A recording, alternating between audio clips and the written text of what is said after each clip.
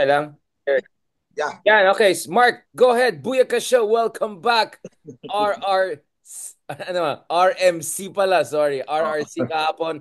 RMC naman ngayon. Of course, we hope to put all of us together.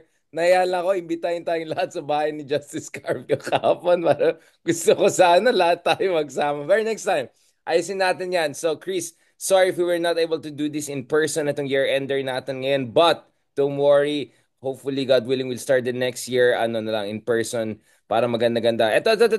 Since ako yung ordinary citizen dito at dalawang kandidatong kasama natin, let me have the privilege of getting the ball rolling. So, as Senator Mark was saying a while ago, kamusta kayo dyan? Chris, let's start with you and then let's go to Mark. Kamusta ang experience as officially candidatos? Well, alam mo, nakapunta na ako sa una kong burol at saka may pupuntahan akong Christmas party bukas. At may isa pang Christmas party akong pupuntahan.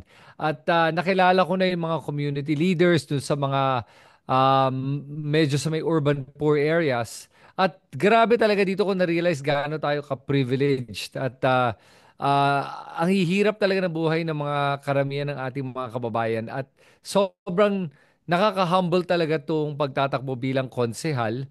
At ang mahirap dito ay dahil nga gumagawa tayo ng mga vlogs natin at may iba pa akong ginagawang trabaho, hindi ko ma-focus to talaga full time. Pero ang maganda dito no ay ang mensahe kasi na binibigay ko ay hindi ako yung mag-aayuda, unfortunately. Sinasabi ko, at maganda yung sinabi ni Richard nung napag-usapan natin to, Richard, yung sinabi mo na yung problema ng ayuda system kasi is personalized politics versus institutional politics. So, I want to go from the institutional level and explain to everyone kung bakit ang ayuda system ay hindi mag-work. And it's actually inflationary. And especially now, na-approve na nga yung ating bagong budget at mukhang mainit na usapan yan. Yun ang ginagawa ko ngayon. Pero having said that, um, let's see how it goes. I'm not attached to the results ha. Kasi sa totoo lang itong pagtatakbo bilang konsehal is really a sacrifice. I'm not in it for money. And that's why for me mas importante yung privacy ko at saka sanity ko eh. Kaya if mahalal, then I will give the proper service where it's due. Pag hindi, go back to my happy private life. Ikaw, Senator Mark Gamboa, Tagalog bar English. Senator Gamboa, how is your Senate race going so far? Okay naman, okay naman. The last week, I was invited sa teleradyo na show and I was able to hold my own naman. I think naman. Nakasabay ko isang seasoned politician, si Senator Gringo Honasan, whom I respect and I admire. At nakasabay naman tayo, may hirap yung mga tanong and may hirap din yung mga may init na issues yung binato sa atin. Pero nakasabay naman and ayun, ang maganda dyan, hindi tayo nuisance. Mga number 27 tayo dun Oh sa balota. naman. Ayun. And next year, yan, makakasama tayo. So, go na to. Wala na talagang atrasan. Talagang, medyo I'm getting the hang of it na. Wait, From the Mark. last time na nakita tayo, Chris, it's getting clearer na kung how I'm going to go about itong sa kampanya. Kung kanino ako Nice. sasama, saan ako iikot, tapos sa mainstream media. Pero kasi kahit gaano kadaming ikot, nakarely pa rin talaga sa mainstream media eh. Yun ang, kasi kahit, di ba, hindi enough time yung 5 buwan para maikot ko bawat sulok ng Pilipinas. Yep, So, that's true. sa social media naman, maraming tutulong sa akin, maraming mga kaibigan tayo, so okay naman tayo doon. Pero yung sa mainstream media, yun ang biggest challenge ko, how to get the attention of mainstream media, paano ko, kasi lahat ng attention nandun sa dalawang malaking admin and opposition slate. So, ang iniisip ko, Richard, bumuo ng third independent slate. Ako ang magbubuo, parang Avenger style. Para merong pangatlong slate na yung mga independents para mas mapansin ng media, mas may coverage kami, baka magka-tsansa yung mga kasama ko na independent pero nasa top 20 o top 25. So yun yung idea ko so far. Galing ah. I'm sure magta-top 20 ka soon kasi balita ko pati si Gringo Honasan bobotohin ka daw. Ayun. Pati Medyo, siya daw medyo na-impress okay, sa'yo. naging okay naman siya dun sa ano, dun sa mga naging sagot ko nung interview namin. Sa latest DZRH na survey, okay, kasi maraming stasyon sila nationwide, 7,500 respondents. Out of 66, number 36 tayo, 3% doon sa DZRH na survey. So, medyo nasa gitna. So, okay naman ako doon. Mas mataas ako kay Vic Rodriguez, tsaka doon sa ilang medyo matatagal na sa Medyo politika. may billboard na. Medyo may Ayun. billboard na, Mark. May billboard na sa EDSA, di ba? So, yun naman. So far naman, happy naman ako na unti-unti kasi ang challenge ko is to make maniwala yung mga nakakakilala sa akin na legit yung kampanya. Kasi sa umpisa parang mukhang nag-joke time ako, nagbibiro. Alam ko syempre minsan kailangan kong gumawa ng mga outrageous na bagay para mapansin, pero seryoso yung campaign. At merong mga plataforma tayo na gustong isulong. Oo naman, oo na. I wanna ask both of you also on this. Of course, Mark, shoutout kay Speaker Romualdez. Not just kidding. Marami tayong pag-usapan. AKAP, PhilHealth, obviously in Quadcom. Obviously, Chris, I wanna ask you also on that before we transition into the big picture issues. But before that, of course, yung viral today, I love in the air, Sharon Cuneta, Kiko Pangilinan. Yan, kasama nila si BBM. So kanina nag-trending lahat ng mga pictures ng BBM, ng Romualdez, ng mga pink, ng mga pula, ganon. Ikaw, Chris, do you think a realignment is now more or less official na essentially Duterte's versus the Republic of the Philippines, the rest of the team? Alam mo kasi, no, if you think about it naman, yung mga iba't ibang partido, they all know each other, they work together, and they just disagree on particular issues, and they have different positions on these policies. Yun lang din eh. Hindi na naman to yung tipong labanan ng parang patayan na gusto ni Duterte at yung medyo yun yung brand niya, di ba? Na pag magkakaban tayo, patayan tayo. Ganun yung gusto nila eh. They go above the law. But kadalasan, when you talk about political parties and rivalries, that just means that they're on opposing perspectives, pero hindi naman to violent eh. You know what I mean? So yun ang pinagkaiba. Kaya they know each other, they're friendly, pero pagdating sa mga issues, maglalabanan pa rin yan.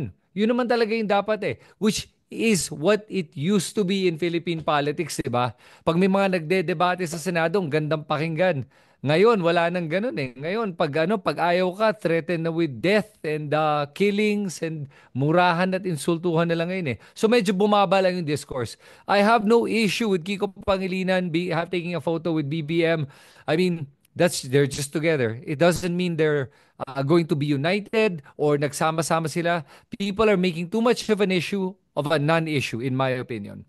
Okay, so essentially what you're saying, Chris, is the difference is itong mga politiko na ito ay rivals, right? Pero hindi sila enemies to the death, right? Because they still operate within the constitutional order. Unlike yung isa na talagang outside the constitutional order at declared war on the constitutional order. So obviously you cannot expect the same level of quote-unquote civility. And this is just Yes. an exercise in civility and we should not make much out of it. Ikaw, Mark, dahil ikaw ay maraming showbiz expertise, di ba mga Cunetas, Sharon Cunetas, talaga besh talaga ever since ang mga Oo, BB? malalim. The Cunetas and the Marcoses, malalim. Martial law era pa lang, mga bata. Pag meron kang mga friendship from childhood mo, 'di ba? Hanggang pagtanda mo, malalim yung pinagsamahan nyo eh. And aside from yung obvious na personal relationship ni Sharon sa mga Marcos, Kiko Pangilinan was supposed to be kasama siya dapat sa slate eh.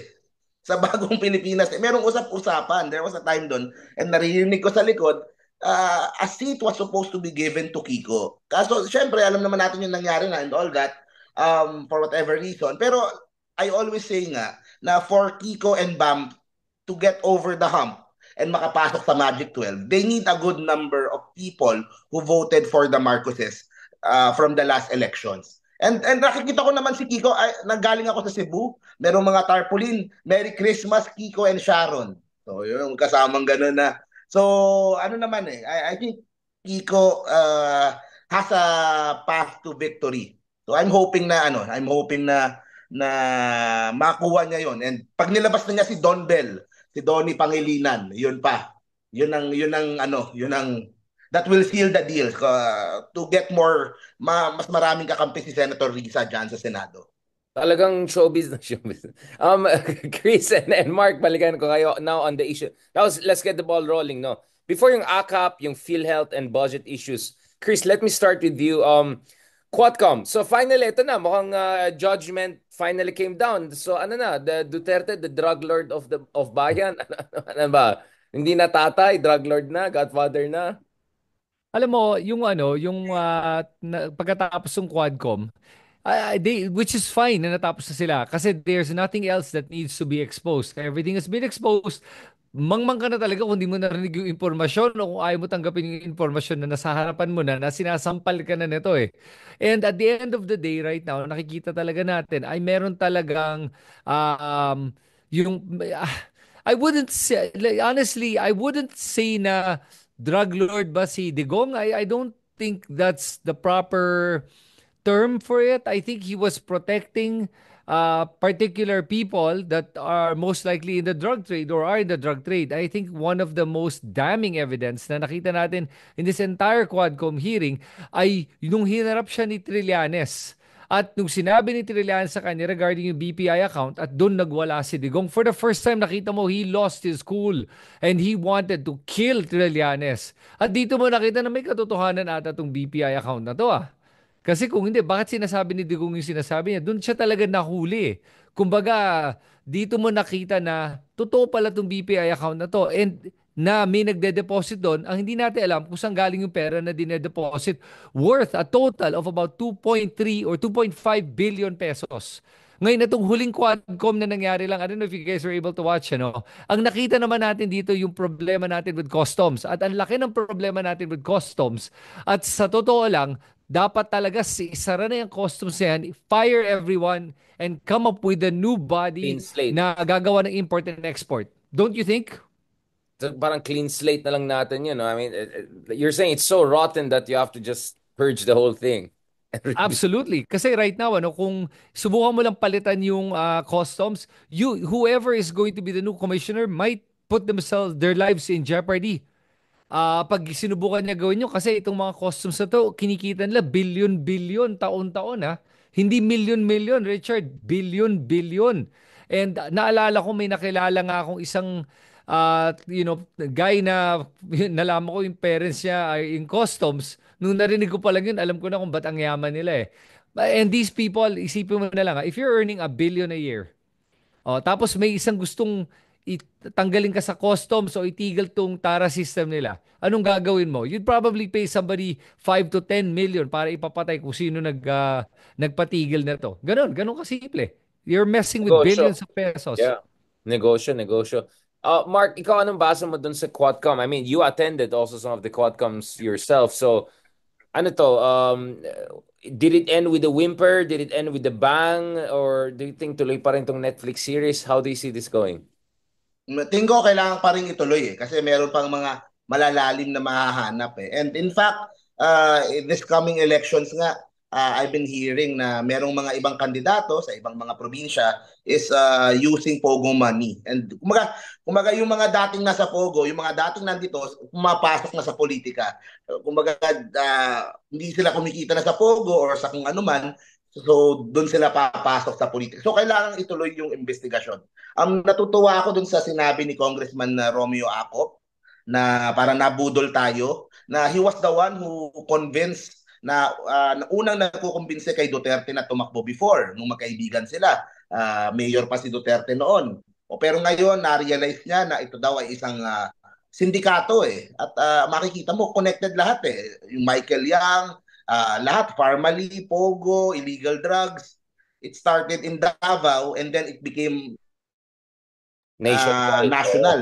Naging national yung spread niya. And sa totoo lang, every time nung nag-watch ako sa Quadcom, ang parati talagang tumatakbo sa isip ko, parang nabibilib ako sa kung gaano ka-evil genius si Digong. Okay? Of course, not in a good way. Pero yung kung paano niya he was able to manipulate everything like that and to make it look sa publiko na he was against illegal drugs, he was against ganito. Habang nasa likod niya, gumagalaw yung mga kung sino mang gumagalaw.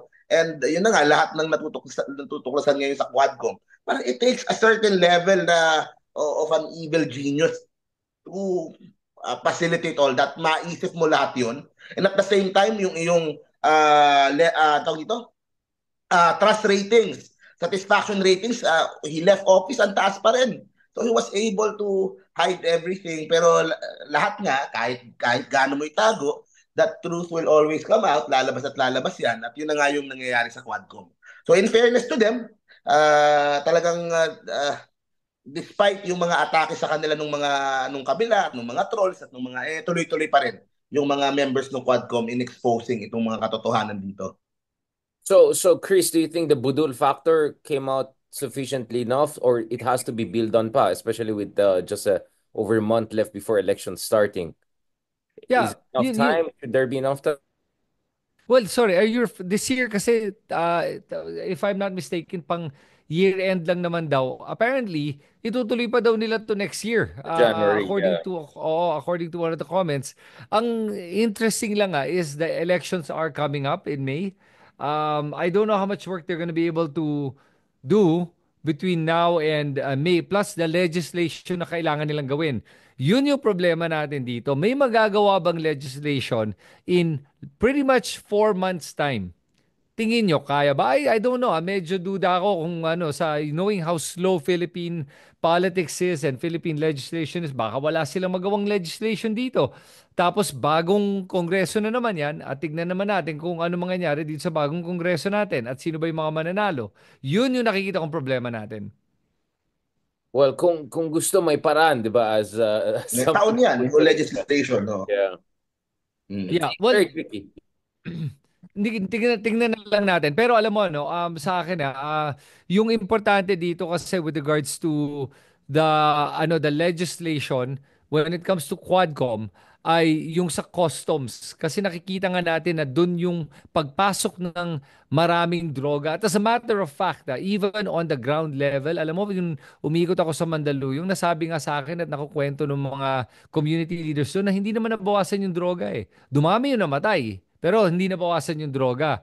At from the Quadcom, narinig nga natin that ang nangyari ngayon, natanggal yung mga local labs pero dumami, all imported and all from customs. And sina Paulo Duterte became protectors nga of yung mga pagpasok ng mga kung ano ng mga iba't ibang mga bagay galing sa iba't ibang bansa, mga smuggled goods.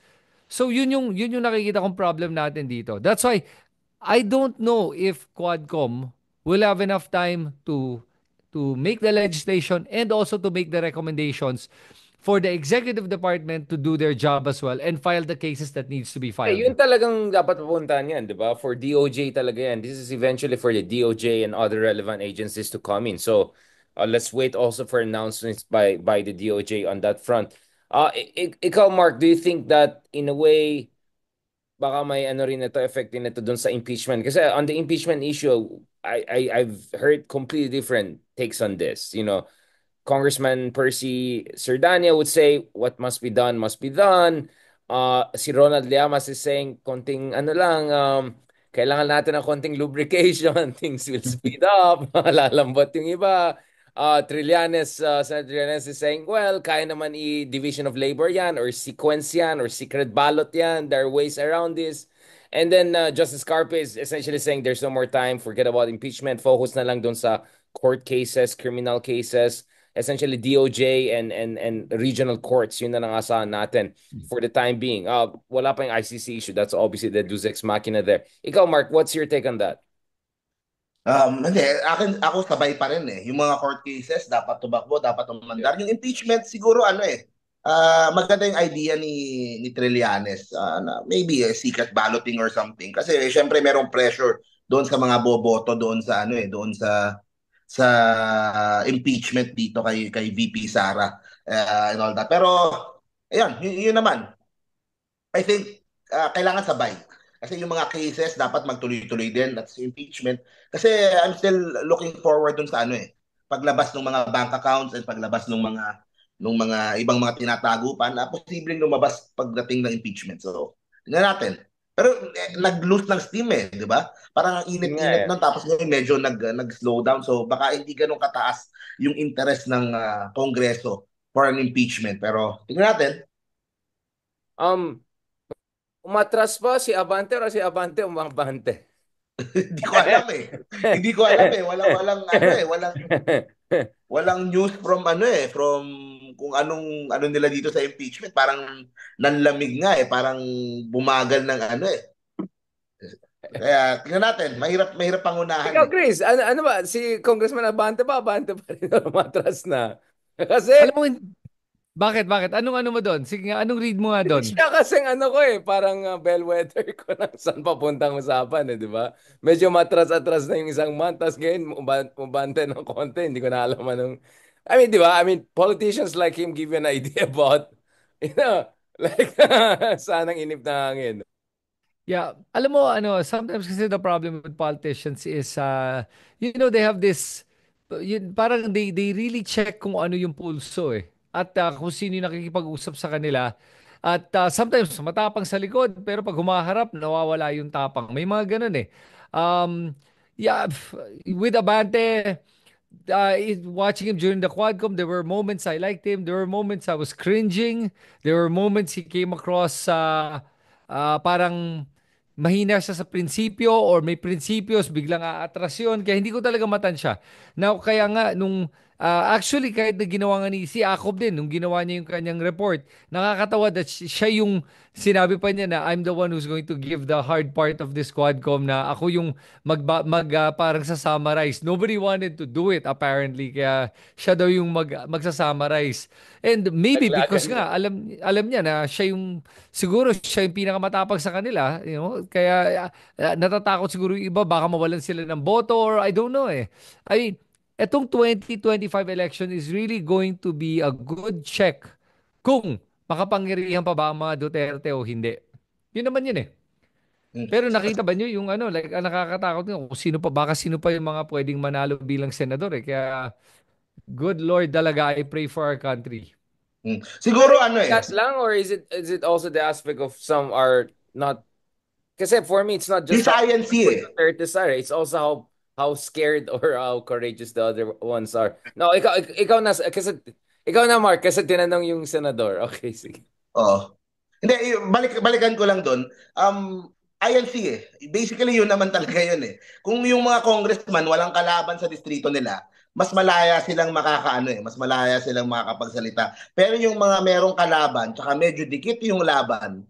So, yung INC factor could come in ano eh, baka isa yun sa mga I mean, positive factor nila in ano Kingmaker, eh. swing vote. Oh, Alam pero mo, sa senador, wala ako parang hindi din enough yung DDS votes para ipanalo yung mga senador. Kahit nga si Senator Bongo, Senator Bato, delikado pa eh.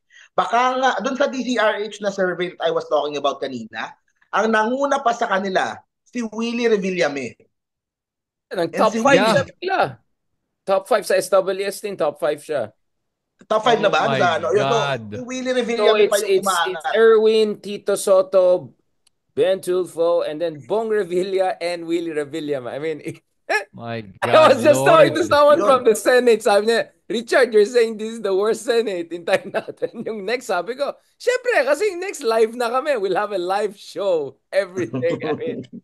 Oh Obviously, my Mark, we want you to be there. But even if nandiyan ka, I'm not sure you can balance them out.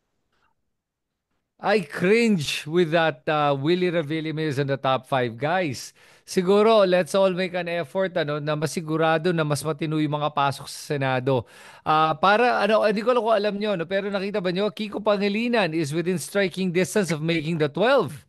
He's actually in that magic number already. Kaya sa akin, itutulak ko talaga yun eh. Para magkaroon tayo ng matitinong tao dun sa Senado. Pucha talaga, sana hindi manalo to si Willie Revillame on top of the other people that are on the top five. I haven't seen the list eh. Is it publicized ba, Richard? No, that was the commission one na nag-leak. So it's October. October yan. So baka mas Okay. malakas pa si Willie ngayon. Kasi parang palaos siya nung March. And then biglang nag-build up siya ulit ngayon eh. I wonder. Ikaw, Mark, you tell me, saan galing ang special powers ni Willie? Andyan pa rin pala yung special powers na. Akala ng tao, laos na siya after the whole flop with all TV and all that. And it shows pa rin yung power ng mainstream eh, ng television eh. That is the reason bakit si Lito Lapid ang taas pa rin. nasa Batang Quiapo siya. Ito Soto, Yun yung yeah. limitation ng social media eh. Yun yung sinasabi ko. Iba pa rin yung television, iba pa rin yung marami pa rin mga probinsya na hindi sila aware sa nangyayari sa politika, hindi sila aware sa labanan sa social media ng politika, pero napapanood nila si Willie araw-araw tinutulungan. Kumbaga hindi ko kilala kung sino tong mga kandidatong to, hindi ko kilala tong kung si Heidi Mendoza, hindi ko kilala to, hindi ko kilala tong sino tong. Pero si Willie Revillame nakikita ko araw-araw eh. Ang dami tinutulungan. So kilala ko 'yan. Alam ko kahit baho niyan, alam ko. Kaya yun ang ano eh. Yun ang main problema pa rin. And ang problema dito, ito gusto ko ding sabihin ang lugi yung mga kandidatong walang pera. Kasi yung may mga pera, they can afford na Air war. mag-television commercial ngayon. Mhm. Which is unfair kasi wala pang election period. So, nakadeklara ka na ng October hanggang January, alam namin tatakbo ka, tapos naglalabas ka ng Oh, television ads. ano Which ka, is, open season. Na actually that's a good open point. season, oo Mark, eh, you na wanna unfair emphasize that? advantage doon sa mga Yeah. hindi tumatakbo.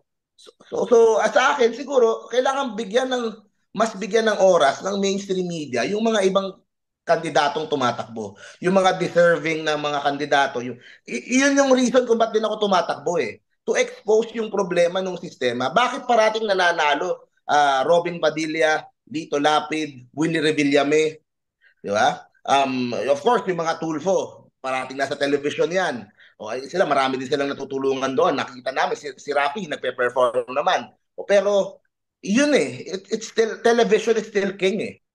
In as much as yung social media is malakas sa ano, pero it's still not enough na Pero yun yung para sinasabi ko sa'yo, Mark, di ba? Kasi sabi ko sa'yo, malakas pa rin ng mainstream eh. I mean, iba pa you rin. can just so much TikTok it or social media. Malakas pa rin ng social, even radio is still very powerful. Even radio is The, still the, very the two powerful. people I'm supporting, Willie Ong and Bonifacio Bosita, sobrang lakas sa social media. They can generate 10 million votes sa Senate. Pero meron pa rin kulang na marami pa rin population na hindi nagpe-Facebook, na nakaasa lang sa television or paulit-ulit lang na mga pangalan yung alam nila, paulit-ulit lang na apelido, it's the same political family. So, yun ang kanilang binoboto parate. So, yun yung challenge eh. That's what I want to figure out. Kaya din siguro ako tumakbo. And yun, Yeah. makita natin kung kaya bang mahanap yung tamang way na ibalanse para magkaroon ng chance yung mga deserving manalo in the future. Oh, inggit lang daw tayo kay Kuya Will. Siyempre, gwapong-gwapo eh. Talagang talino eh. Hindi, sabi niya, ano sabi niya, ano bang gagawin niya sa Senate? Pag-usapan na lang natin pag nandyan na tayo. Kaya inggit talaga tayo sa mga ganyan level ng talino at saka gwapo. Sir Chris, speaking of Senate, before going to the next Senate and getting ourselves more depressed, let's talk about the depressing state of the current Senate. What is your read of this whole PhilHealth zero budget thing? Because again, obviously, I had a separate discussion with Justice Carpio on the technicalities of this, etc. But ang laki ng backlash no dito sa PhilHealth issue na yan. Paulit-ulit nagiging political issue na itong PhilHealth na to eh. Actually, there are two parts to this issue. The number one part that everyone's harping on is yung natanggalan nga nung nagkaroon ng zero subsidy ang PhilHealth. Pero meron pa rin silang nabigyan na parang how many billion? 60 something billion for their operating expenses. So, yung tinanggal lang is the subsidy part. Ngayon, ang problema lang kasi ako si Senator Po, hindi lang talaga siya marunong mag-explain siguro sa ginagawa niya o wala siyang delikadesa dito. Yung sinabi niya na gusto niyang turuan ng leksyon ng PhilHealth dahil hindi daw nila na-utilize yung past budget nila.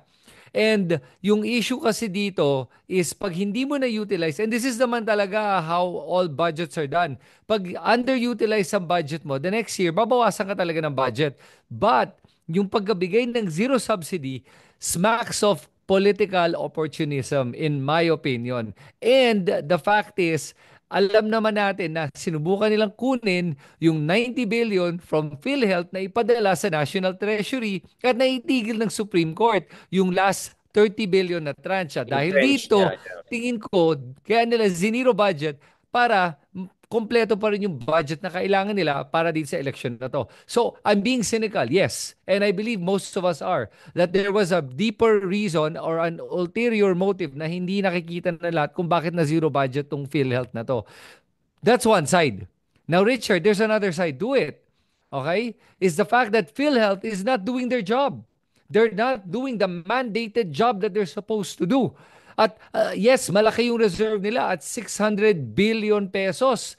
And with that kind of a reserve, dapat talaga babaan na ang PhilHealth premium. Bakit hindi nila ito ginagawa? Number one. Number two, bakit hindi dagdagan ng mga PhilHealth benefits? Kasi yung PhilHealth is like your insurance policy or your medical plan for all eh. At kaya nilang gawin to. Yes, the 600 billion reserve budget is enough to be able to improve on the benefits you can get for being a PhilHealth member. Kasi hindi to kasama sa taxes natin ha. We pay it separately as employees and as business people.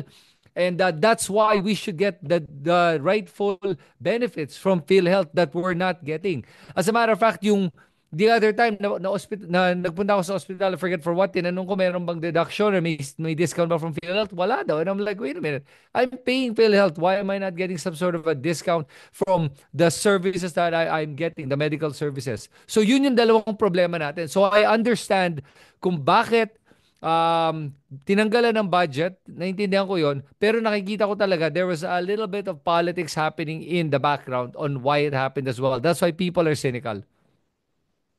Ikaw, Mark, anong basa mo dun sa whole budget issue? And then we want to also discuss the AKAP one, no? Binalik yung ayuda-ayuda na naman yan. Yeah. Hindi, yung sa PhilHealth, tama lahat ng sinabi ni Chris. Sa akin lang, kailangan pang tanggalan ng subsidy yung PhilHealth para maging hot topic issue yung performance ng PhilHealth. At least, pinag-uusapan na ngayon, tama yung sinabi ni Chris, maraming pagkakataon, pumapalya yung PhilHealth. Maraming mga ospital nagrereklamo, hindi daw sila nababayaran. Kaya yung iba umaayaw sa PhilHealth. Yung pala, ang dami naman palang savings. Bakit ang laki nung savings ng PhilHealth? Hindi na utilize ng maayos. Pero at least, mainit siya ngayon. Pag-usapan siya ngayon, bantayan ng mabuti yung PhilHealth kung paano nagagamit yung pera dyan. With that being said, ang masasabi ko lang dito, kung sino man ang nag-push nito, sa Senado man yan, o kung sino man, bad optics eh. Ang pangit eh. Ang pangit pakinggan eh. And ang tinatamaan dito, of course, yung administration. Sila BBM and all of that, lalo na kung pipirmahan niya tong sa budget na ano. Ang pangit pa rin tignan eh. Pero gets naman yung point nila eh, na ang laki pa nung budget nyo, pwede nyo gamitin yan, tsaka na ulit yung subsidy kapag nabawasan nyo na yung budget, iayusin nyo muna yung ano. Pero they could have communicated it better eh. Ngayon, gustong imbestagahan ng Kongreso kung bakit sablay yung performance ng PhilHealth. Maganda sana, inuna nila yung investigasyon ng PhilHealth, inalam nila yon, tsaka nila ginawa yung zero subsidy na yan. Ang problema, naunahan yung zero subsidy, naunahan ng mga gustong mag-destabilize sa gobyerno, kumbaga meron ng misinformation kaagad na yun nga eh. Weaponize kasi yung discourse eh. Hindi ito logical discussion eh. Everyone is looking... Yes, ang iniisip ng ibang tao na pag nagkasakit sila next year, hindi na nila magagamit yung PhilHealth nila. Naguhulog sila, wala silang makukuha, which is malayo sa katotohanan, di ba? At tuloy-tuloy pa rin yung... May premiums na pumapasok sa PhilHealth, ginagamit nila yon. Kung kulang yung premiums na ginagamit nila, may savings sila, pwede silang kumuha doon. Yun ang gamitin nila kung kung magkano yung gagastos nila for 2025. Pero yun nga, bad optics yung pag zero subsidy eh. Talagang it's not good politically. It looks bad on the administration. Kung ano pa yung rason niyan. Tayo nagigets natin yung possible yung side nung isa, bakit ginanyan. Pero pag sa ordinaryong tao, hindi magigets kaagad eh. So it could have been handled said something better along those lines, diba, Mark, na siguro maybe Senator Graceful should have couched it better kasi the way it came off is parang burn down the house to teach a lesson. Parang ganun ang dating eh. Parang, I'm not sure that's gonna work because ang daming collateral damage yan. In the meantime, not to mention technically speaking that 600 billion or so, ano yan, may mga liabilities din mga to eh. This is not like free money discretionary fund out there. So technically speaking also, it's not an excess fund. It's not a surplus fund. So the budget expert people can shed more light on that. We have great friends who also discuss it. But tama kayong both eh. I mean, ang pangit ng dating nito. And also pangit ang dating in light of all of these suspicions na ang priority ngayon ng mga politiko ay yung election spending next year. 'Di ba? So AKAP is another issue. Binalik bigla. Mark, ano bang balita mo diyan? Shout out kay Anong bakit Akap biglang naman. binalik? Oo. Ayun, binalik nga yung akap and yung Senado yata may akap na rin. So nag-aakapan na tayo lahat. Wala tayong sinasabi, wala tayong sinasabi.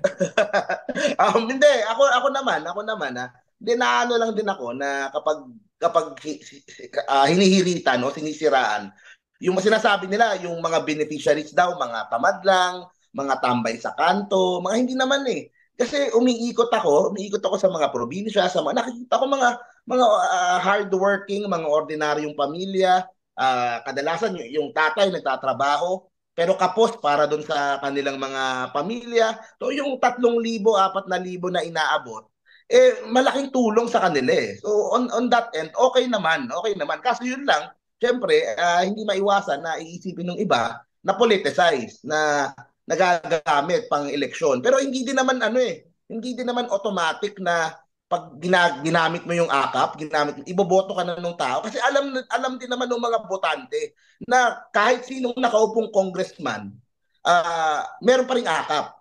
'Di ba? Kahit iboto ko yung kalaban mo, meron pa ring ang nagiging batayan ngayon kung paano ikalat yung akap. Kasi minsan yung akap na pili eh.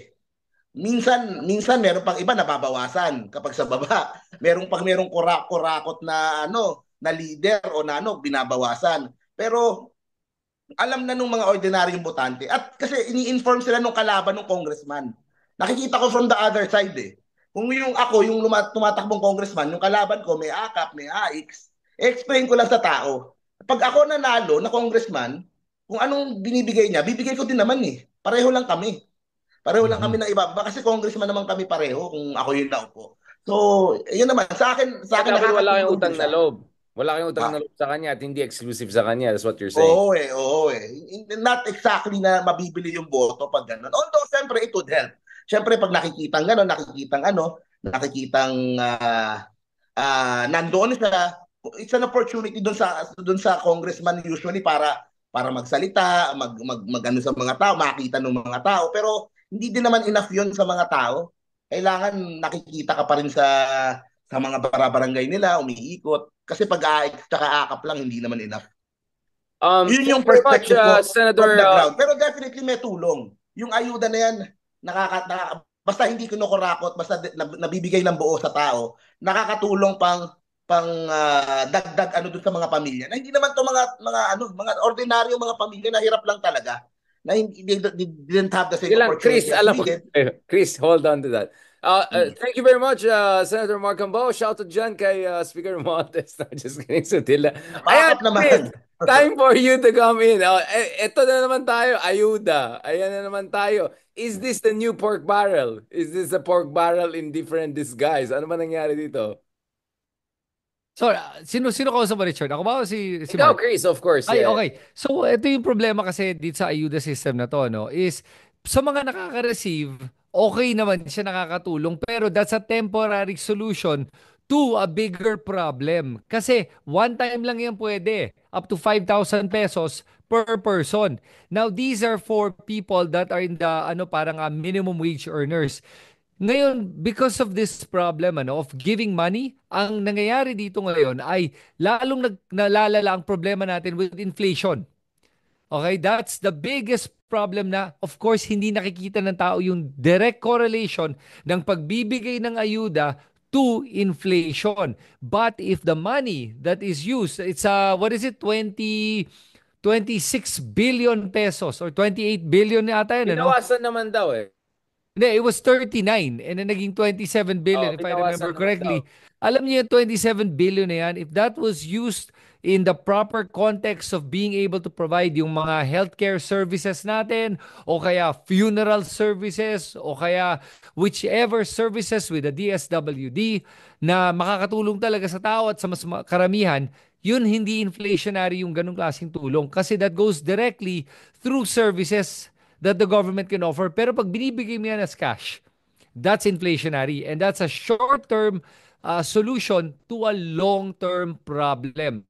O, nakabigay ka ng relief, pero hindi mo nabigyan ng cure yung sakit ng walang pera at walang pera yung ating mga mamamayan. Bigyan dapat sila ng trabaho, gumawa ng paraan with that money, with all that budget, with all that power the government has para makapagbigay trabaho sa ating mga kababayan. Yan ang tunay na makakatulong sa atin. At pag trabaho yan, dahil tumataas ang GDP, pag dumadami ang trabaho, hindi masyado inflationary yan dahil napoprotektahan din yung debt to GDP ratio natin. So, yan yung biggest problem ko with this ayuda system, this AKAP system. And honestly, man, if I ever make it to Congress, let's say makapasa ako bilang konsehal tapos umabot ako Kongreso, and with the power of the purse of Congress, yan ang unang titirahin ko talaga yung mga budget na yan eh. Dapat bawasan ang budget, hindi taasan. 6.35 trillion pesos na budget? That's insane. Our revenue is not even 5 trillion. Oh, uutang na naman tayo this year for that shortfall. Hindi marunong talaga mag-budget yung mga taong to. I don't know what is wrong with the government. Talagang kailangan palitan na yung sistema ng ating pagbabudget. Okay, just to say, ako for me, honestly, I have a slightly different take on the whole inflation issue. For me, we can have a long debate about money supply and inflation. I don't think inflation is our primary problem at this point, although it's always a bad thing. For me, my problem is etong institutionalization of personalistic politics, 'di ba? Yun yung problema natin eh. Tama naman yung sinasabi ni Mark na pwede sabihin ng kabila na pwede nyo rin naman kukunin sa akin yan eh. Pero 'di ba Mark, aminin natin meron din tayong kultura na parang utang na loob kahit alam mo hindi sa tamang galing. Meron pa rin. Parang nakakahiya naman. I mean, ang dami akong nakausap na ganun pare. 'Di ba pati si Ma'am Lenny may sinabi siyang controversial na kunin yung pera pero wag niyong botohin. Obviously this is illegal, but you get what I'm saying? Like, meron tayong, although she was referring to vote buying, not ayuda, but you know what I'm saying? Sometimes the lines get blurry. Ang point ko, unfortunately, we have this culture ng utang na loob kung saan madaling weaponize yan. At meron tayong parang, alam mo naman, di ba, Mark? Yun ang napansin kong problema. At katulad ng pinag-usapan namin ni Chris, yun nga eh, kaysa yung pera pumunta sa mga tamang institution, whether ito yung DSWD, DPWH, DOH, no? Or DepEd. Di ba? Ang dami nabawasan ng budget. DepEd, nabawasan din ng budget. Naku, ang pati DND. Kailangan ng pera, investment sa West Philippines. Nabawasan din. So, you're misaligning budget. More or less, you're not putting the budget in the right institutions and then you're personalizing it further. At the end of the day, di ba, pera din natin yan eh. Buwis natin yan na bumabalik sa atin eh. Hindi naman galing yan sa kaban ng mga trapo eh. Kaban ng bayan yan eh. So, for me, it has really this kind of distortionary effect. So, for me, mas concern ko pa yon. But having said that, naintindihan ko na desperado talaga yung ating mga kababayan. Because Chris, the thing is, matanong ko lang, how about sa UBI, sa idea for UBI? May ano ba din ba yun? Universal basic income. Oo. Mahabang usapan yan. But ako, honestly, a bit skeptical on that. Maybe Chris is more optimistic. But for me, it's a more of a tech titan utopia thing. The idea is that kahit lahat kayo mawalan ng trabaho dahil may AI and all, okay lang yan, bibigyan ko kayo ng UBI. Mahabang usapan yan. But ako, I'd rather have a welfare state na maayos, na robust, kung saan healthy yung citizen, hardworking citizen, educated. Hindi yung welfare queen type. I'm talking about like Sweden, Scandinavia, even Canada to a certain degree, right? Kaysa yung mga, etong ayuda system or yung I'm not for a big inefficient state. I'm for states that deliver, right? So Scandinavian systems are my what I look up to. I don't know. I think Chris likes Milei, those types. But so we have slight disagreement on that. But I think where we can agree is ayaw natin na personalized politics through this whole ayuda system and creating this distortionary effect sa ating democracy. Binabalik yung sarili natin pera sa atin, tayo pang may utang na loob sa mga trapo na yan. And what kind of democracy naman kung puro tayong ganyan? Wala naman akong problema sa ayuda, pero sana hindi galing sa politiko, galing sa departamento para ang pagmamalang tao ay sa estado, sa ating bayan, Yes. Politiko na trapo. Ang idagdag ko lang din kasi that's why I was asking Chris kung kamusta yung pagpasok niya dun sa local. Kasi yun ang problema ko pag local politics. Pag once you declare tatakbo kong konsehal, mag-ikot-ikot ka, suddenly people think na karapatan kong manghingi ng pera sa'yo. Karapatan kong tumakbo sa'yo pag wala kaming pang-ospital, pag wala Yeah. kaming... Yun yung kultura sa buong bansa eh. And I have no idea as of now kung paano babaguhin yun eh, kung paano mailipat sa proper ahensya yung mga pagtulong sa mga kababayan natin. Lalo na pagdating sa healthcare tsaka pag may na-hospital sa kanila. Yeah, I just want to comment, Mark, that yung na-realize ko nga dito sa pagtatakbo ko, nung una akong humarap sa mga community leaders, medyo, kinakapak ko lang yung sarili ko at tinatansya ko lang kung ano yung sitwasyon at kung ano yung napasukan ko at pinapakinggan ko lang sila. Pero na-realize ko nga na nung araw na yon parang feeling ko, I was courting their vote. May ganun eh. Ako yung nanliligaw para makuha yung boto nila. Then pag-uwi ko natauhan na ako sa sarili ko at na-realize ko hindi ko nagagawin yan. Hindi ako pumunta doon para manligaw sa kanila para makuha yung boto nila. Nandito ako dahil gusto ko magbigay ng tamang serbisyo. At meron akong talagang gagawin bilang konsehal para baguhin ang sistema na hindi ayuda ibibigay ko pero sisiguraduhin ko lahat kayo magkakaroon ng free medical care. Hindi ako magbibigay ng ayuda pero sisiguraduhin ko na mga Mandalenyo magkakaroon ng trabaho. Hindi ako magbibigay ayuda pero sisiguraduhin ko yung education natin ay hindi lang libre, pati yung mga libro magiging libre at mas dadami pa yung libre para sa edukasyon ng ating mga kabataan. Yun ang tamang paraan. At kung ayaw mo ko iboto, then so be it. Kung tingin nyo, mas gusto nyo ayuda, yan, at least nagbigay ako ng option. At nasa sa mga tao na yun kung sino gusto niyo iboto at sino gusto niyo ilagay sa ating sa local council. Yun na yun eh. Kasi kung ginawa ko yun at manligaw ako ng boto, makikita ko talaga ang problema nun. Magiging tulad lang ako ng kahit sino mang konsehal dyan at mayor na papasok na magiging susunod na mayor o konsehal ng Mandaluyong. At gusto ko talagang maiba ako sa mga tumatakbo ngayon. At kung matalo, matalo. Pero at least, maprinsipyo, maprinsipyo. Yun na yun. Paninindigan ko yun. Yun. Yan ang tamang mindset. Yan ang mga dapat tumatakbo. Sana Kaya Mark, dumami yung mga ganyang mindset. Mark, kaya sana wag shoutout masyado. No, just kidding. Dili kita, Mark. Mark, sige Tama yung ganyang mindset. Kung maraming gusto ko Kristan yan, ang exactly. tumatakbo sa iba't ibang lugar, mas malaking chance ang may makapasok na Kristan sa mga konseho, sa mga di ba? And yung hindi pa kinakain ng sistema. Tama din yung sinabi niya eh. Kasi kung gagawin niya yun... anti-system si Kristan. He's not even... Oo. He's like anti-system. He wants to do something new. Good. May Bitcoin lahat ng Mandalenyo, akala nyo? Walang ayuda pero may Bitcoin sila. Diba? May Bitcoin na sila. Yun. Yun lang. Mamaya pagpasok ko, lahat naka-Bitcoin na sa Mandaluyong. Di pa naayusin pa, pero may Bitcoin na sila lahat. At nasa multiverse na. Okay. Still aside, Mark, medyo speaking of LGU, kaka-release ni Mayor Isko yung SWS survey.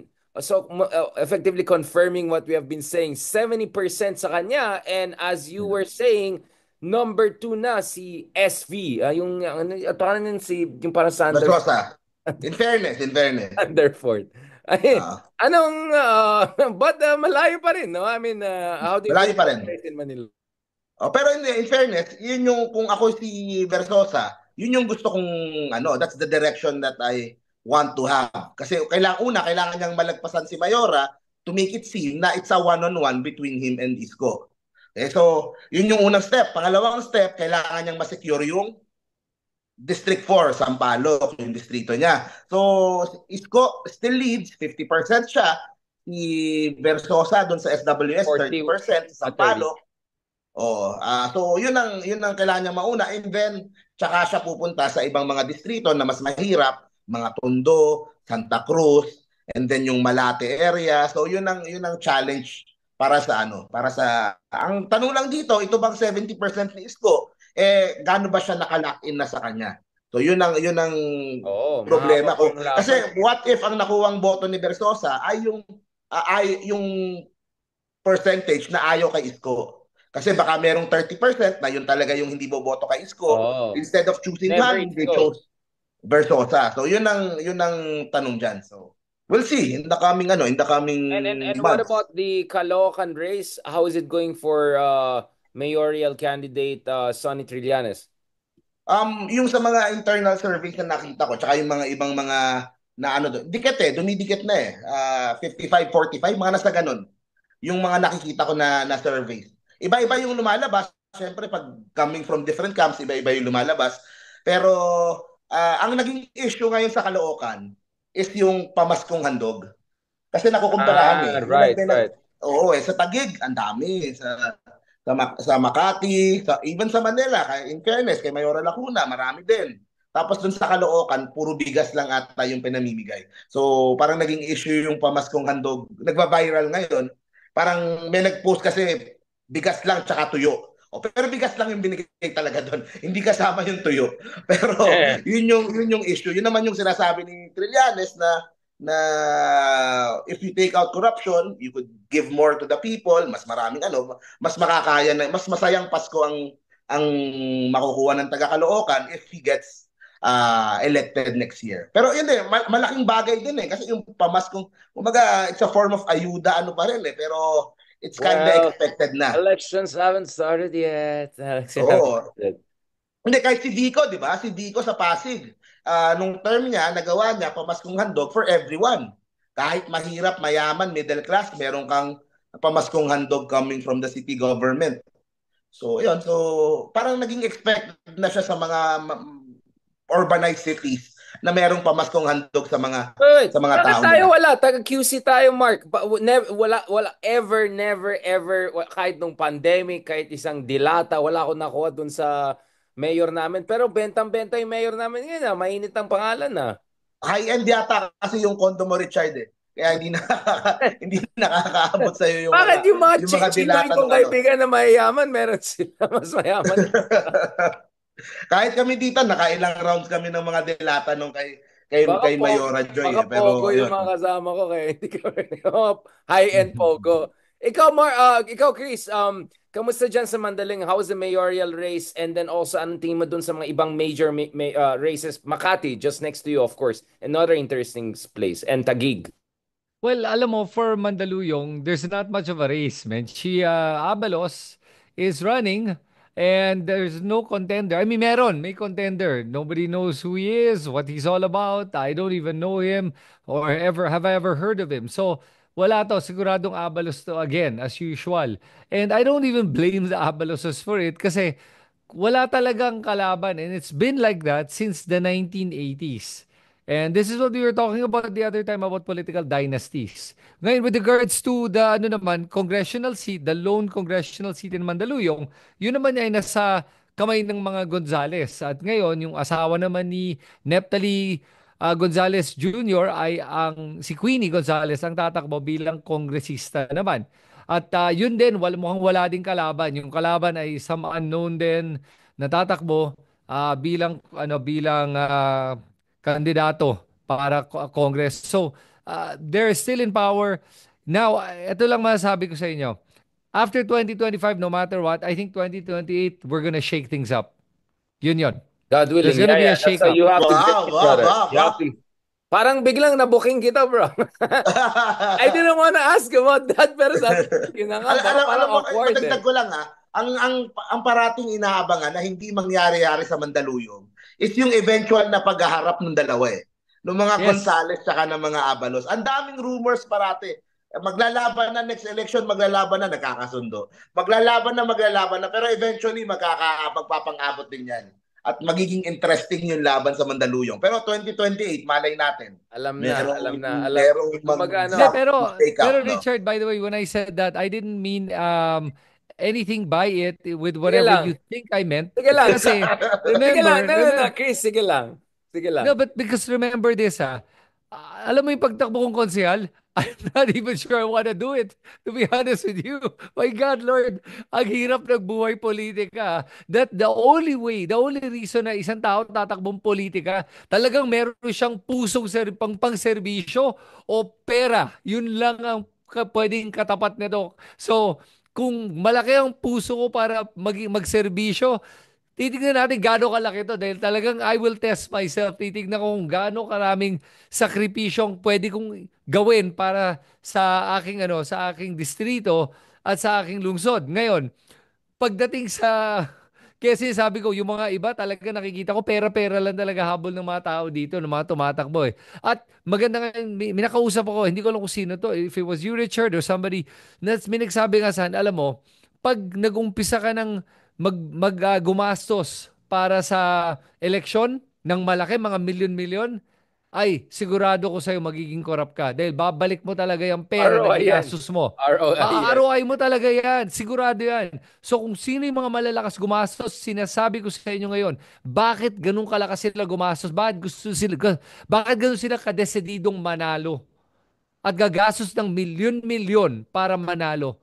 Kung hindi, pag-isipan mo yan, kung talagang serbisyo gusto na, hindi ang gagastos ng ganyang kalaking pera para manalo eh. Yun lang yun.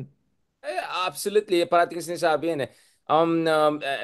Now, going back to you, Mark, kamusta yung Las Piñas? Kasi biglang Villar ang nalala ko pag... Parang pag malaking gastos ang topic, biglang Villar. Kamusta? Parang malakas sa mga Aguilar yata. Hindi, Aguilar laban sa Aguilar eh. So kung sino man Oo nga manalo, pala. sigurado Oo Aguilar nga yung pala. Sorry, mananalo. sorry. Aguilar. Malakas sa Hindi Aguilar. na tuloy Siyempre, yung sila. ano eh. Ang inaabangan kasi yung malaking dapat si April laban kay Cynthia Villar. Hindi na tuloy yung Villar Aguilar eh. So nagkaiwasan. Ayun pala, hindi So na gano'n. So, saan si Cynthia? congresswoman pa rin. Ah, Tapos ang tinapatan siya ng konsehal. So merong inilaban sila April na kalaban sa Congress ni Cynthia. Tapos ang tinapat ni Cynthia dito sa kanyang pamangkin, isa pa nilang pamangkin. Yung Carlo naman, dating konsehal. So Aguilar din yung naglalaban. So proxy fight nung dalawang ayun pala, Cold War. pamilya. Cold War. US-China. Oo nga pala, Cold War. Cold War. Tama, tama, tama. Oo eh. Hindi pa diretsong magkasalpukan eh. So nagkaiwasan pa Proxy eh. war. So yun. Hindi, that's what I Sa meant. Makati Like, yung yata proxy narinig ni ko parang Cynthia ay dikit. mas mahina. That's what I meant. Mas mahina yung proxies ni Cynthia. That's what I meant, rather. Oo, Oo. oo. Siyempre, pabor Yun, pa rin yun. yung mga Exactly. incumbent. Oh, correct, correct. Bilyar sa Congress, tapos yung mga April Aguilar, yung pamilya nila Mel, ni Nene, sa mayoralty sa City Hall. Di ba, So, Chris, sana merong ang saya kausap ni Mark pag ganun local. Love na love namin si... Mark, kamusta naman ang District 1 loves District 2, yung Taguig? Yung, Ayun. yung Okay picture naman. mag-asawa dati. Wait lang. District 1, District 2, tapos Valentine's Day mag-asawa. Ibang klase talagang Pilipinas. Kamusta ang District 1, District 2? Ayun, medyo na-shake up yung Taguig, yung local ng Taguig, nung lumabas yung interview ni Lino Cayetano sa OG Diaz eh. Kasi doon medyo na-reveal yung tampuhan, yung ano. So, sinusuportahan pa rin niya si Lani, pero parang may effort on the part nitong kila Lani, nila Alan, na ipakita na parang medyo may problema sa pamilya. At medyo may problema dito kay Lino. Which is wala naman talaga. Nung I was there 2 weeks ago sa Taguig, kasama ko si Lino, nag-ikot kami. Tapos nagpang-abot sila ni Mayor Alani.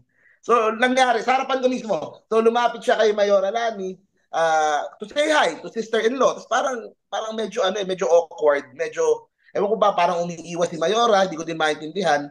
So walang problema dun sa part ni Lino papunta dun sa family niya. Pero on the other side kay Senator Alan parang ayaw nilang manalo si Lino. Ayaw nilang kaya nagkaroon ng mga disqualification case, nagkaroon ng mga kaya merong mga tarpaulin na lumalabas ngayon sa Taguig Laban Lino. Laban Lino kasi people are kumaga supporting Lino kahit na medyo kapatid laban sa kapatid kaya nga sinasabi ko nga kay Senator Alan na he doesn't have to support yung kapatid niya. Wag na lang nilang pahirapan kasi kasi merong konting panggigipit na nangyayari. Merong some employees are scared, some people are kumaga may takot At ginagawa nila sa sarili nilang kapatid. Yun. Pero kumaga si Lino, ang advantage niya, yung Pateros, mukhang all-in kay Lino. Kasi Pateros, kasama sa distrito niya yun They sometimes feel neglected by Big Brother Taguig. Tapos yung Embo, yun, mukhang solid din kay Lino. So that's a good starting point. So he just needs to get enough votes from Taguig to beat yung incumbent na tao nila Alan. Richard, idagdag ko lang, Marikina is interesting din. Speaking of Ah, disqualification, Ay, oo nga no, oo nga no. Yeah, yeah, yeah. yeah, oh, yeah, yeah. Yes, brother, kamusta dyan? sa Marikina, Ekonomista ng bayan. Andyan si oh, ekonomista ng bayan. ayun, may lumabas na disqualify daw itong si Marcy Teodoro from running from District 1 congressman. Ibig sabihin, kung matuloy-tuloy yon, walang kalaban si Senator Coco doon Ay, sa distrito na yon. Pero alam niyo ba yung istorya nun? Alam niyo yung istorya nun, Chris? How that happened? So, Wala ganito. na, hindi ko alam Itong, bro, paano? sige, kwento ko. So, si Marcy, 3 terms as mayor, tapos na. Yung asawa niya, incumbent sa District 1, congresswoman. So, ang idea dapat, lilipat si Marcy sa District 2 para tapatan yung lalaking Kimbo, tapos ang maglalaban sa mayor, yung asawa ni Kimbo, asawa ni Teodoro, Si ni Marcy. Stella, So, yun nga oo. yung nangyari sa mayor. Pero tapos kinuha niya si Coco Pimentel para tumakbo sa distrito ng asawa niya One? sa first First district. district, yeah, exactly, one. Oo. So umiikot na sila, magkasama na sila. So, yun. So for whatever reason, um umalis si bumalik si Marcy from District 2, umiwas siya doon sa lalaking Kimbo, bumalik siya sa distrito niya, sa District 1, nagulat si Coco. Teka, Oh. akala ko ba doon ka sa kabila, dito ko. No O honor paano, among friends. hindi ko alam kung anong usapan nila, kung anong ano nila. So, ganun yung nangyari. So, magkakatapat, Coco Pimentel at Marcy. O Like, syempre, may advantage si Marcy dahil mayor siya doon. yeah, Mas matagal exactly. siya doon, naging congressman siya doon. Ayan, tapos, pero dito sa Comelec, biglang merong lumabas na disqualified daw, hindi tinanggap yung paglipat niya ng bahay kasi hindi daw niya tinitiran yung bahay nila sa District 1. So medyo Coco maraming issue Pimentel eh. ba nag-challenge nun? Si Coco Pimentel Ha? ba? Si Coco Pimentel. Yes. You O, know si why Coco that's Pimentel ironic? yung... You know why that's ironic? Because Coco Pimentel oversaw that very questionable replacement na ginawa ni Digong noong 2016 elections. Did you know that?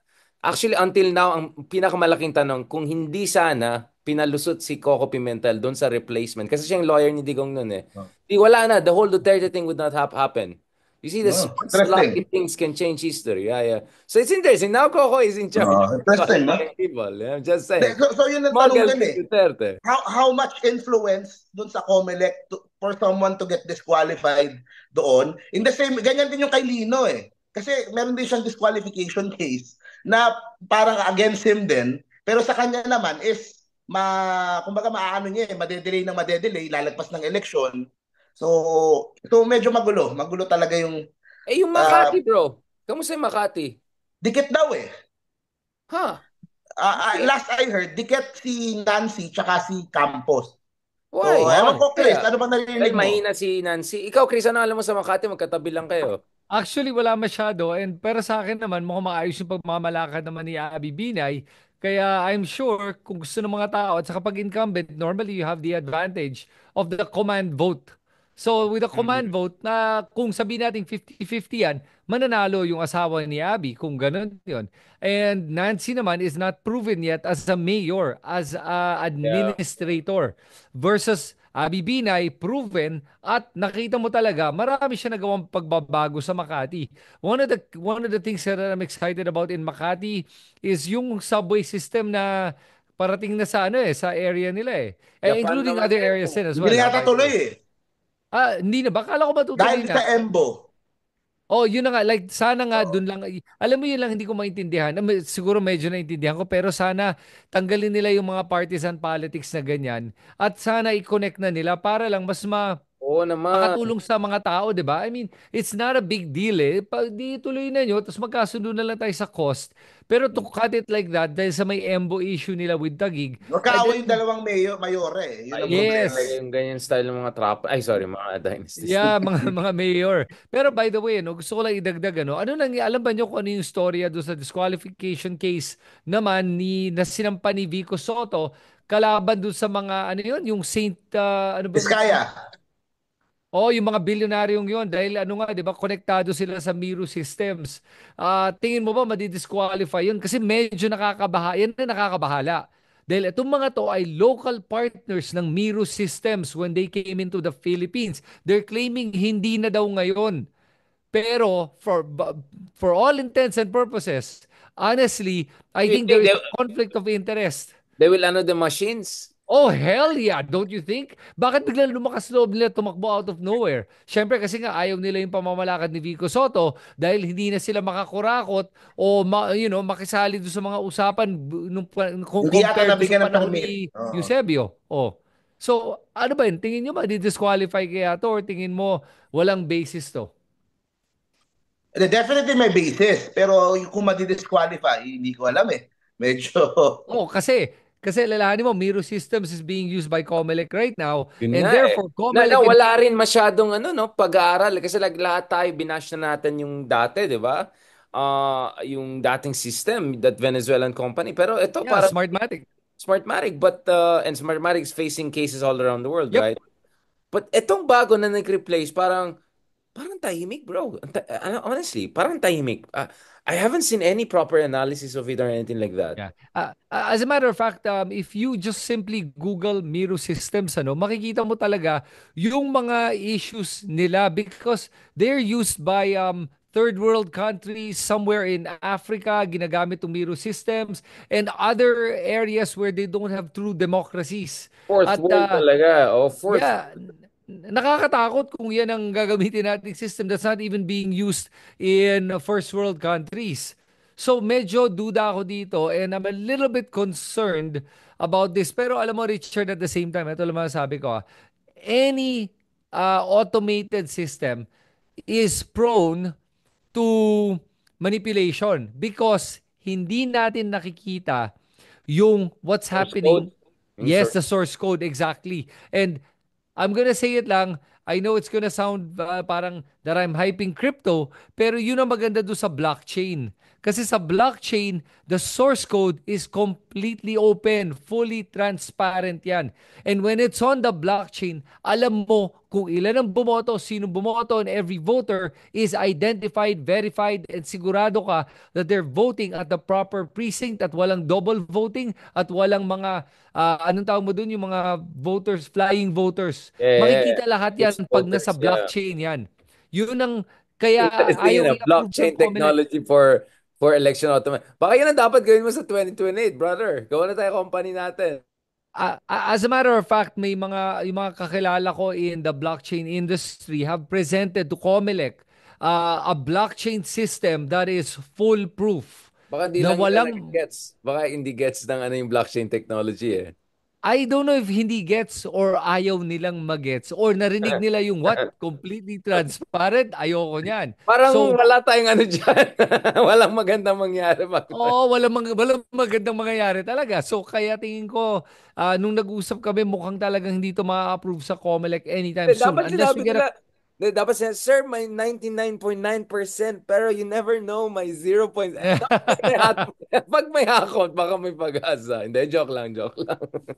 So yun yung talagang problem natin with elections up until the time that we change the actual system where it becomes more transparent, where every vote is counted transparently and anyone and everyone can verify all of this. Wala. We never know talaga if nabubudol lang tayo na tong mga COMELEC na to at ng election na to. Okay, now we're in the final part of our discussion. Mark Gamboa, who are you checking? Kasi Mark, tanungin kita. Ito, mahalaga to. Where in the world is Doris Edition? Nasaan na? Nasaan na? Alam mo na sinatatanungin ko. Si Justice Carpio just randomly said, yung isang bansa na wala tayong extradition ay Morocco. Sabi naman ni Senator Trillanes, wala na sa Abu Dhabi, pero nasa Dubai. Pero hindi binigyan ng extradition sa Dubai, so hindi namin alam na saan. So Mark, nasaan na ba? Marrakesh? Casablanca? Saan ba maganda sa Morocco? Meron bang supranational? Mark, wait, nakamute ka, Mark. Mark, nakamute ka. Nakamute ka. Bakit nakamute si Mark, Chris? Ewan ko, bakit siya nakamute? Sorry. Ayan, Mark, papakita ko Mark, yung billboard ko kasi related dyan. Mute ka. Uli ka. Pakita ko, ito. Ito Ayan, na. nakita nyo, ha? Kaya lang, ha? Ito na, Ulitin ko. Tatay Harry. Uy, yun na. Uy. Tatay Harry, nasang ka man? Tumatakbo ako, senador. Sana proud ka sa Proud akin. ka sa akin. So, may Kaya billboard may tawa ako. niya. Kasi, siyempre, tumatakbo tayong senador. tawa Dapat niya. nagpapakilala. Di ba? Para makita niya yung mensahe ko sa kanya. Kung nasa Dubai man siya, nasa Morocco, di ba? Kahit hindi niya ako sinama doon sa kumpanya niya, sa holding company niya dito. Sana proud siya sa akin. Kasi yung pangarap niya na tumakbo bilang senador, ako ang nagtutuloy. Kaya may billboard. Yun, Tatayari. talagang big time ka. Kristan, paano ko pumasok sa Bitcoin ito si si Tatay Harry? Will you work with him kung biglang Bitcoiner na siya? Alam mo, sa akin Bitcoin is apolitical. Kahit anong side ka ng politics, the fundamentals of Bitcoin and yung what it stands for and the principles of it apply to everyone. So I will work with anyone that talks about that, but it And Harry doesn't mean Roque. oh, even Harry Roque, but it doesn't mean we will agree on the same things because maraming ginagawa si Harry Roque na talagang questionable. Yung pagkabalimbing niya di ba? Hindi mo alam kung A o B, kung saan ba siya talaga pumapanig at kung sino talaga yung pinapanigan niya. Kaya doon tayo magkakatalo talaga kahit ano pang sabihin mo. Pero if you want to work with me on technology that improves everyone's lives, by all means, everyone's welcome. Dapat si Pilo ang kasama mo, si Pilo, di ba? Okay, last part na tayo, guys. Year-ender to, so ang issue, so what I want to ask you guys is, what are the things that makes you excited? Of course, both of you are running next year's elections, but also things that kind of keep you on your toes. At ano bang gusto niyo mangyari in terms of how can people help for good things, for the better scenarios to come out? Because the future is not a given, right? The future is indeterminate. It depends what we also do with that future, right? So I want to ask first Chris and then Mark. So ano yung mga exciting things you're looking forward to for yourself, for the country? Ano yung mga medyo nakakabahala and what do you think people should do to make sure we get the best possible scenarios next year, realistically? Ikaw muna, Chris. Wow, ang dami nun. Teka lang. O sige, so umpisahan muna natin para sa ating bansa at sa ating mga kababayan. Alam mo, ang maganda nakikita ko nangyayari ngayon is a lot more people are becoming more critical thinkers. At mas aware na maraming fake news at propaganda. Kahit nga dito sa live stream na to, nakikita ko yung mga propaganda at yung pagsaspam ng mga comments para lumalabas daw na Ayan na, maraming barinig na. supporters. Marami, na kung maraming supporters si Duterte. Pero kita mong spam lang naman yan at isang tao yan. Alam mo, wala akong problema sa mga iba't ibang mga opinion at mga kung sino pinapanigan nyo. Wala akong problema doon eh. Ang sinasabi ko lang is mag-usap tayo ng maayos. Yun ang importante. At ang nakikita ko dito ay dahil ngayon mas free na tayo makapagsalita at to be able to have opposing views. That's what I see that's good about this administration kumpara sa previous administration. Kaya doon medyo hopeful ako in the next coming year and the next 3 years moving forward. So ang advice ko sa lahat ng mga nanunod at lahat ng mga Pilipino is speak out. This is your chance. Dahil kung hindi kayo magsalita ngayon at kumalat lalo ang fake news at ang propaganda tulad nung nangyari noong 2016, trust me, in 2028, baka mawalan na naman tayo ng boses at hindi na naman tayo makakapagsalita tulad nung nangyari nung last administration. Kaya ngayon na meron tayong pagkakataon magsalita, gamitin niyo boses nyo. That means comment on mga posts kung totoo yon o kung fake yon, kung may troll na nagsasalita doon, nagkakalat ng fake news, barahin nyo siya at i-correct nyo yung mga kasinungalingan. This is our chance right now. If you do not speak out now, trust me, in 2028, baka mawalan tayo ng opportunity to speak out again for another 6 years. Or more. Ikaw naman, Mark. Ano yan, yung optimistic ako, Yeah, ano yeah, ba ako it's ng yung mga things that optimistic? at saka you look forward to also and at saka anong kailangan gawin ng tao para hindi lang kayong mga kandidato, mga ordinaryong tao. How can we all help to make the best possible scenarios come out next year in our own little ways but collectively? Ako, parati naman pag sa vlog natin, ako yung pinaka-alarmist eh. Kasi kinakabahan pa rin talaga ako sa resurgence ng mga Duterte. I see it on the ground, I see it sa social media. Nakikita ko yung psyche ng mga tao na gusto yung kamay na bakal ni Duterte. Okay? So, ang aking panawagan siguro, I always say this, lalo na sa mga moderates or sa pinks or sa is lalong kami na nasa admin side, kailangan we need to finish this first eh. Kailangan munang matapos itong problema na ito. Kasi kung hindi, magtutuloy-tuloy yan hanggang 2028. Kahit nasabihin natin humina si Sara, the truth of the matter is, kapag nagka-election ngayon, the only person that could beat Sara is Rapi Tulfo. Di ba? Yun ang ano. Pero kung magkaroon ng paraan na si Sara for whatever reason, makasuhan or ma-impeach or mapigilan tumakbo, then it would be a free for all sa 2028. Then lahat ng mga gusto nyong tumakbong presidente, lahat ng mga kung yung iba sinasabi ni Panelo, si Robin Padilla tatakbong presidente, o si anyone from the pink side, anyone from the independent side, or kung sino man, it will be a free for all sa 2028. Pero kung hindi matigil itong resurgence na nangyayari ngayon with the Dutertes, and malakas sila, and I'm seeing yung mga dating kakampi ni Marcos, meron mga iba lumilipat kasi nakukuha nila yung mob nung Duterte for whatever reason, gusto nila yung ganun. Parang mas cool daw pag nandoong side eh. Pero this is a battle na very important. Kasi kung hindi, magugulat na lang tayo, 2028, Sara Duterte is mananalo, makapasok sa Malacanang, and then we are back to square one dun sa gulong nangyayari lahat. So, lahat tayo, kailangan mag-contribute, lahat tayo, we need to make a difference. Ako, ang napili ko is tumakbo para mas lumawak yung platform, mas marinig, mas maano. Pero, yun yung importanteng laban. Kasi, kung hindi pa sila mapigilan, walang choice, Tulfo Sara yan sa 2028.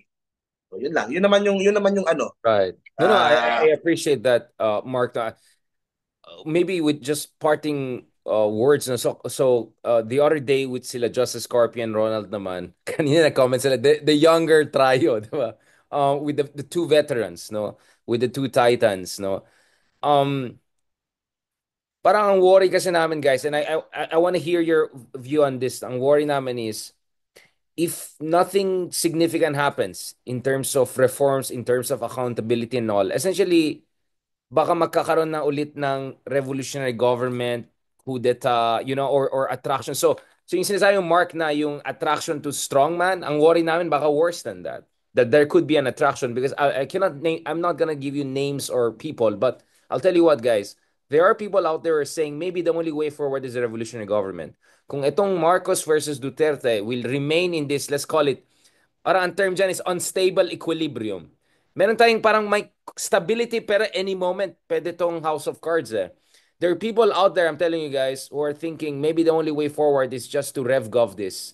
And as we speak, they're already recruiting people, respectable people, to help them out. So, I'm just telling you guys, hindi lang ito away ng Duterte versus Marcos, hindi lang ito ang issue kung paano tayo pwede tumulong para sa ating bayan. May mga tao din na nag-iisip dyan ng mga radical, if not revolutionary methods. That's why it's important we make this work. We make this work. Whether you guys as candidates and elected officials, whether in our little capacities as thought leaders, in whichever way we can. Because sa totoo lang, di ba, Mark, Chris, we are privileged sections of the society. Hindi tayo mayaman, but we're the privileged sections of society. Marami sa ating kababayan are just sick and tired. It's the same every election cycle. And both with Digong and Marcos, they were promised na eto na, finally, something new will happen. And all they're getting is essentially a repackaged version of the past, if not worse. No, inflation is hurting people. Extreme poverty is very high. Hunger rates are high. So, yun ang nakakabala para sa akin, guys. I'm looking at Thailand. I'm looking at South Korea. I'm looking at many countries. US maybe soon. If these countries who are much richer and more prosperous than us can prove vulnerable to coup d'etat, revolutions and all, what makes you think na hanggang dito lang tayo? Hanggang Quadcom hearings, hanggang vlogging, hanggang pagmumura, assassinate. It could get quite serious. That's why I hope we will understand na the stakes are really high. We have to make this work. We have to make this work. And that's why I ask you guys the questions. Hindi lang tayong tatlo eh. It's not like Marcos Duterte and us. There are also other people who have more radical ideas than three of us here in this room. And dapat yun ang that's one thing that has to keep us honest, kumbaga, and serious about what we're doing to. Hindi lang ito content. Because I think some people misunderstand that we're just having fun here, content creation. Nagpapatawa tayo ganun. But as someone who's quite informed and know what's happening, this is serious stuff to us. So we have to be really vigilant and do our little part. Chris, you want to say some parting words?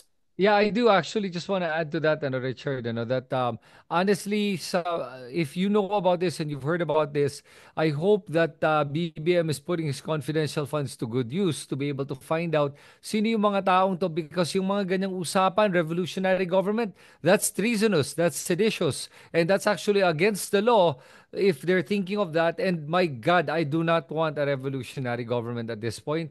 Sa totoo lang, that's not gonna solve our problems. We need to work with the current system we have. We need to work within the Constitution, at kaya naman yun. Yun lang masasabi ko. So, I hope that I understand what you're saying, and I do believe you in this. And I hope that the government also believes you, and they're also doing their part on the back end to be able to make sure na hindi matupad itong mga ganitong usapan. And to do that, honestly, that's why they need to file cases against the Dutertes, because Duterte is one of those destabilizers.